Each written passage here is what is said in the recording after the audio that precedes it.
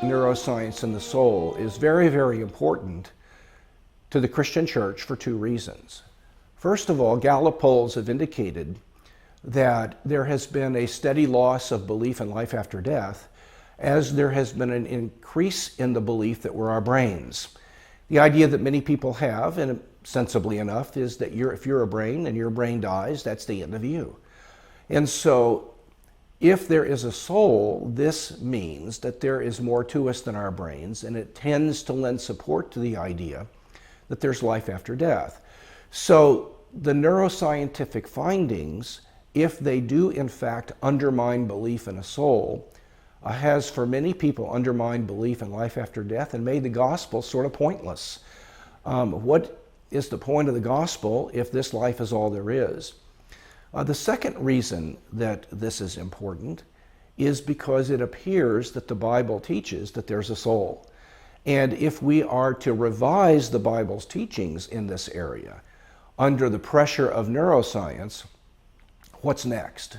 It's important to ask the question, has science undermined traditional biblical teaching?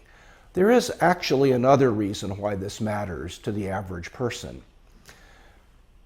Darwin admitted when he came up with his theory of evolution that it could not explain the origin of mind. That what his theory could do was to explain the origin of animal bodies and brains, but it couldn't explain the origin of mind. And so Darwin was a materialist and argued that his theory should be understood as promoting a materialist view of living things, that living things are strictly brains and central nervous systems.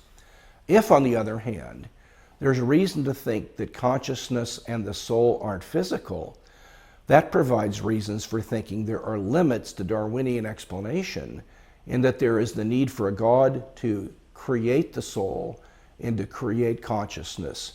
And so this lends support to a theistic view of the world. The soul has historically been understood as an immaterial substance that contains consciousness and animates the body, or makes the body enlivened. And the problem for the atheist is to explain how you could get mind from matter if you start with a Big Bang, and the history of the universe is a history where matter simply rearranges to form increasingly larger or more complicated chunks of matter.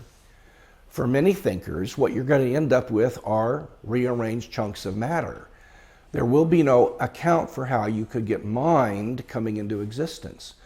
The Christian theist doesn't have that problem, because for the Christian believer in God, the fundamental reality is not particles or matter, it's a conscious soul, God Himself.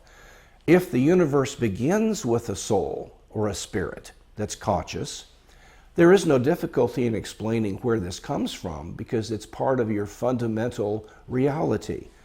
But if you say, instead of in the beginning was the Logos, in the beginning were the particles, then you have a difficulty accounting for where consciousness and soul or self come from.